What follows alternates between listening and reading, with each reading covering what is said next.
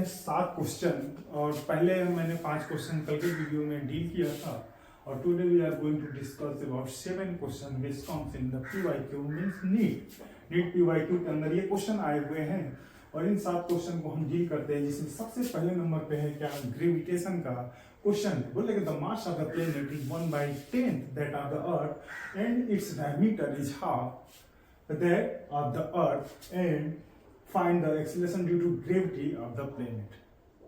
यानी sir earth और planet के बारे में बात किया है तो हम जानते हैं कि sir acceleration due to gravity on the earth क्या होता है सर, जी ई क्या होगा, G M E upon R E का होल स्क्वायर। ये कहां का ग्रेविटी है, acceleration due to gravity on the earth. और क्वेश्चन बोल रहा है कि सर मैंने क्या किया, मास को क्या किया, इसका प्लेनेट के मास को 1/10 किया और डायमीटर को हमने चेंज किया। और डायमीटर क्या होता है, 2r होता है। डायमीटर क्या होता है, 2r होता है, तो r बराबर क्या हो जाएगा, d/2 हो जाएगा, यही डायमीटर हो जाएगा। ठीक है, अब देखो दूसरा ग्रेविटेशन ड्यू टू प्लेनेट, ठीक है ना, जी तो सेम रहेगा, मास क्या है 1/10 तो यानी me/10 हो जाएगा। अरे मास ऑफ प्लेनेट क्या है, बोल रहा है कि मास ऑफ अर्थ के 1/10 और डायमीटर क्या है, डायमीटर क्या है d/2 हो गया, हाफ हो गया, यही तो हुआ है ना, तो ये तो हमारे पास हो गया। अब देखो रेडियस, रेडियस की जब हम लिखेंगे r बराबर d/2 हो जाएगा, 2 से कोई मतलब नहीं, रेडियस से d का स्क्वायर करेंगे तो यहाँ पर हो जाएगा जी पी बराबर G M E upon 10 into radius d/2 का होल स्क्वायर, क्लियर, बराबर G M E divided by D, ठीक है, इंटू 10 इंटू 4 तो हो जाएगा 4/10 into G M E by D, diameter of the earth. और ये वैल्यू किसके बराबर है, जी के बराबर है 4/10 इंटू, या तो 10 ले लो या तो 9.8 ले लो, 10 से 10 करना हो जाएगा।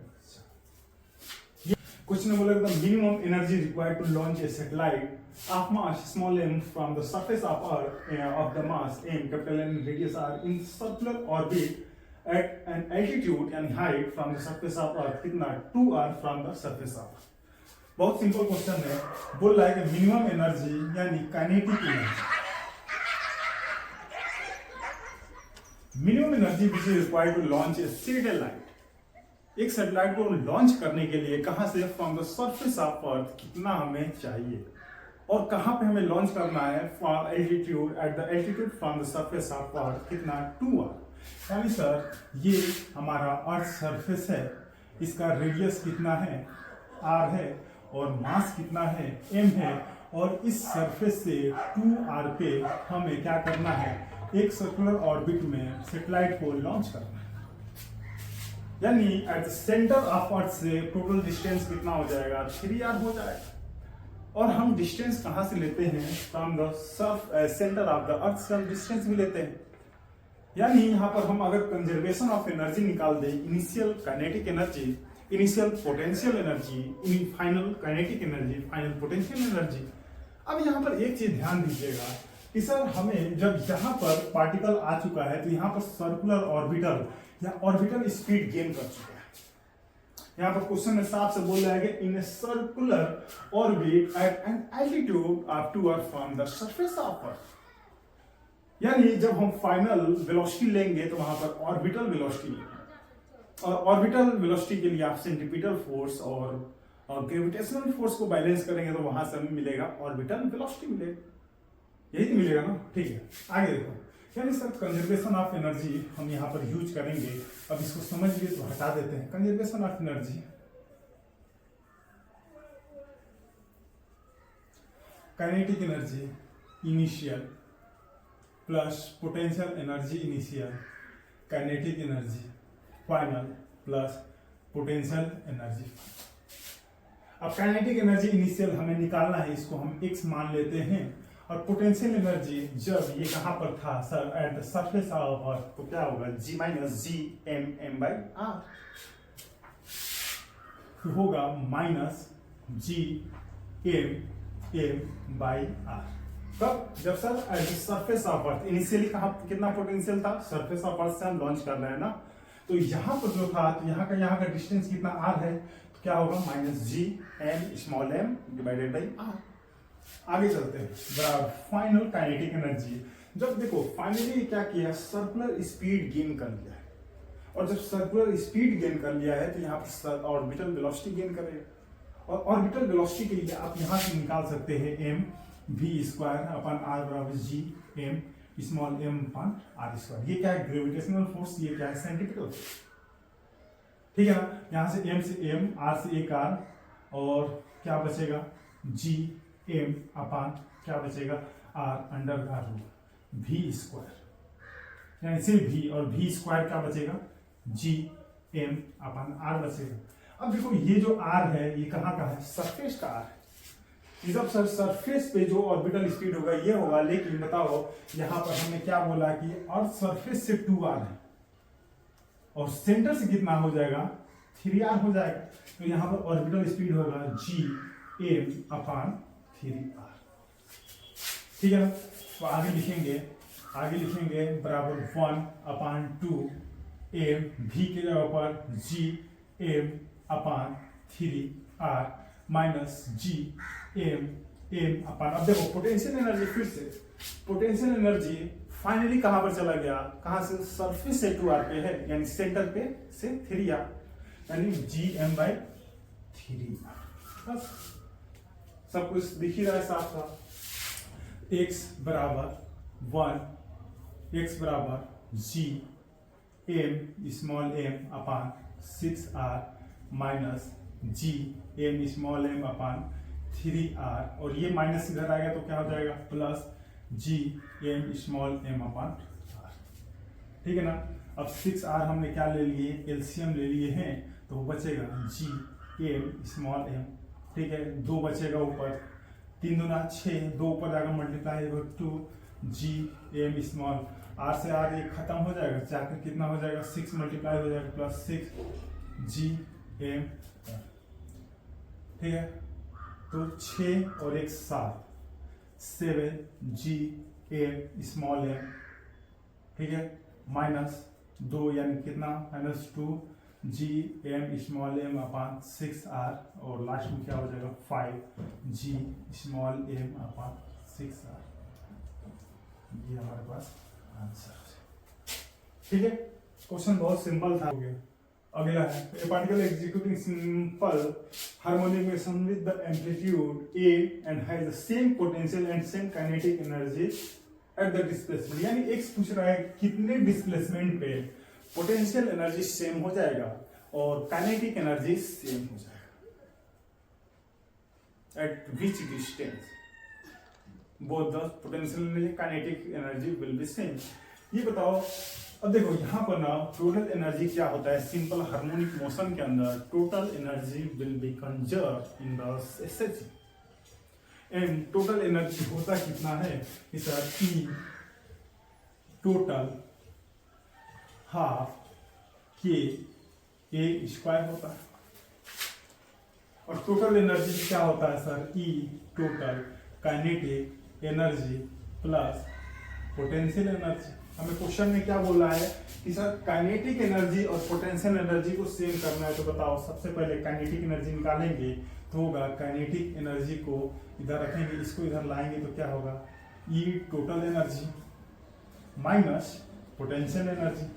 टोटल एनर्जी कितना है हाफ के ए स्क्वायर, पोटेंशियल एनर्जी कितना होता है हाफ के स्क्वायर, आपको पता होना चाहिए, कॉमन क्या होगा हाफ के ए स्क्वायर माइनस एक्स स्क्वायर, ये क्या है हमारे पास काइनेटिक एनर्जी। अब इसको और पोटेंशियल एनर्जी को क्या करना है, इक्वल करना है, इक्वल करके हम डिस्प्लेसमेंट निकालेंगे। Now both kinetic energy and potential energy हमें इक्वल लाना है, तो काइनेटिक एनर्जी बराबर पोटेंशियल एनर्जी, और काइनेटिक एनर्जी है कितना सर, हाफ के अंडर रूट नहीं A square minus X square, potential energy half के एक्स स्क्वायर कैसे के खत्म A square minus X square बराबर A square minus X square बराबर एक्स स्क्वायर, तो हो जाएगा यहाँ पर कितना हो जाएगा ए स्क्वायर बराबर इधर आएगा एक्स स्क्वायर 2x स्क्वायर, तो बचेगा ए स्क्वायर अपान 2 बराबर एक्स स्क्वायर, तो एक्स बराबर होगा ए अपान।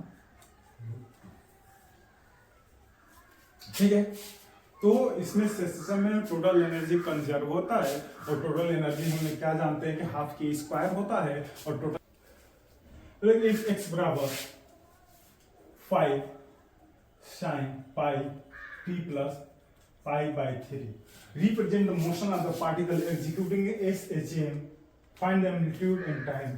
ये तो बहुत आसान है, इसको सॉल्व ही नहीं करना पड़ेगा। एम्पलीट्यूड कितना हो जाएगा 5 हो जाएगा, एम्पलीट्यूड 5 है, और क्या बोला टाइम पीरियड ओमेगा, ओमेगा क्या होता है 2 पाई n होता है, यही तो होता है ना, और ये और होता है 2 पाई अपन टी होता है, और ओमेगा का वैल्यू कितना है सर पाई है, पाई से पाई का सन टी बराबर 2, ये आंसर होगा, ये भी कैंसिल आउट हो।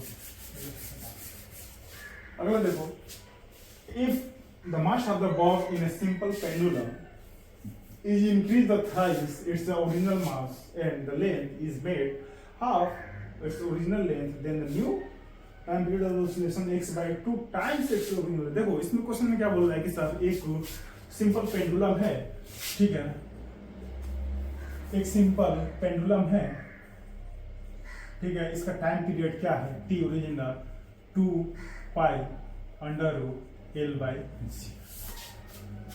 इसको आप मोटी मान ले चाहे T1 मान ले, जो भी मान ले, क्योंकि यहाँ पर दो इक्वेशन बनेगा, क्योंकि दो थ्राइस बोल रहा है। अब एक क्वेश्चन में बोल रहा है कि सर सिंपल पेंडुलम का हम मास क्या किए हैं 3 गुना बढ़ाए। तो याद रखना जो बॉब होता है सिंपल पेंडुलम में उसके मास पे कोई फर्क नहीं पड़ता।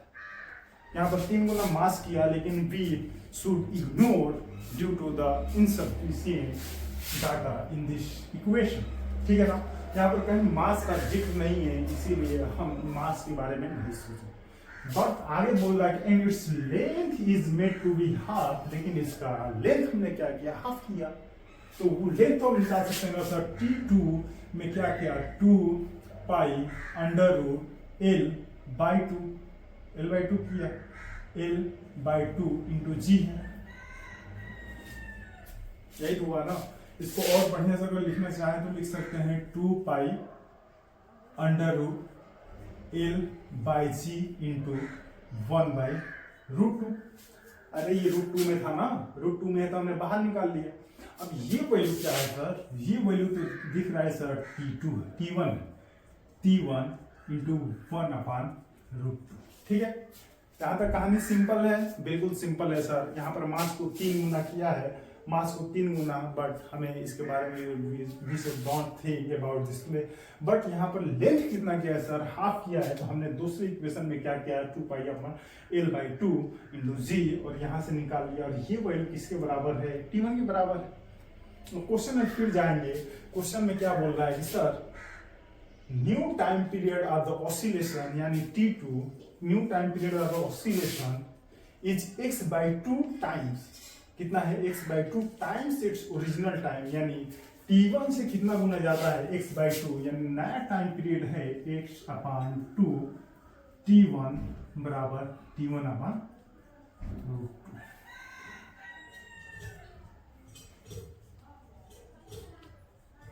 2 अपान रूट 2, आंसर हो जाएगा,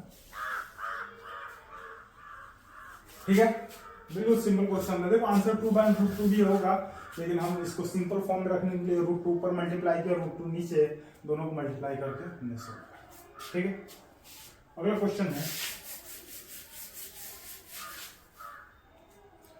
displacement of a travelling wave is Y बराबर इतना, फाइंड फ्रीक्वेंसी। ये भी बहुत सिंपल है। यहाँ पर वेव का इक्वेशन कितना है c sin 2 pi by lambda at minus h, ठीक है।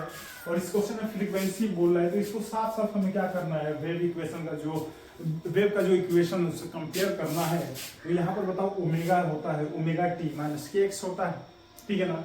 लेकिन यहाँ पर देखो ये जो मल्टीपल है इसको बिना मल्टीप्लाई कर रहे आप आगे नहीं बढ़े, इसको और सिंपल इक्वेशन में हमें इसको सही करना पड़ेगा, साइन करना पड़ेगा 2 पाई ए अपान लेमडा टी माइनस 2 पाई अपान लेमडा एक्स,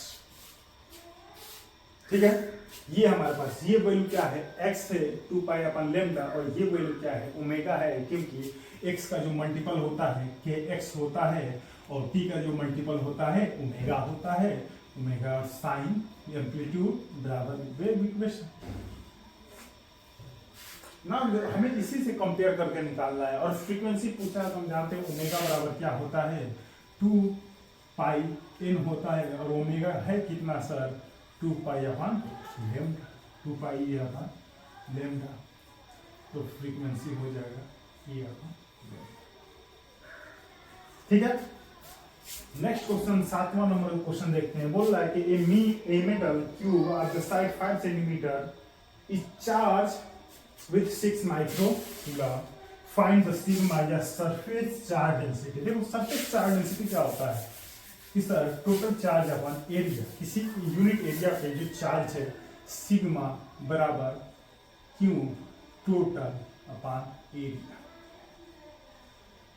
कि कितने एरिया में क्या चार्ज है उसे हम क्या देखते हैं सर सरफेस चार्ज डेंसिटी, ठीक है। अब देखो क्यूब की बात करते हैं तो क्यूब में कितने फेस होते हैं सर 6 फेस होते हैं, 1 2 3 4 5 6, कितने 6 फेस है। हमें एक फेस का एरिया निकालना है, तो एक साइड का है 5 सेंटीमीटर है, मीटर में बदलेंगे तो 10 पे -2 होगा,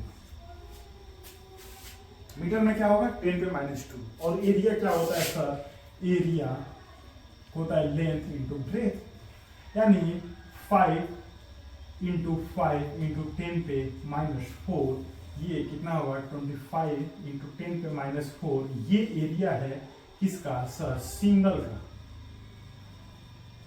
सिंगल फेस का एरिया। अगर इसमें हम 6 से मल्टीप्लाई कर दें 25 इंटू 6 इंटू 10 पे -4, तो हमें पूरी 6 5 30 के 0 6 दूना 12 3 15 150 इंटू 10 पे -4 बराबर 0.015 मीटर स्क्वायर, ये हमारे पास एरिया। और चार्ज कितना है सर 6 माइक्रोकूलम है, तो 6 माइक्रो क्या होता है 10 पे -6 होता है, ये चार्ज हो गया, तो सिग्मा बराबर क्या हो जाएगा 6 इंटू 10 पे -6 अपान ये क्या हो जाएगा 150 कर दो, 150 इंटू 10 पे -4 कर दो, 4 से 4 खत्म हो जाएगा, 6 इंटू 10 पे -2 डिवाइडेड बाई 15, एक 0 3 हो जाएगा, 15 बचेगा, 2 3 5 15 यानी 2/5 इंटू 10 पे -3, पॉइंट बढ़ा के 0 बढ़ा 5 0.4 इंटू 10 पे -4 इंटू 10 पे यहाँ से बना, ठीक है। हमें एक का पता था सिंगल का, हमने सबका निकाल लिया। तो ये 7 क्वेश्चन थे और बहुत आसान क्वेश्चन था सातों, लेकिन समझने का है कि एक बार और अच्छे से इसको समझ लेते हैं, ठीक है ना।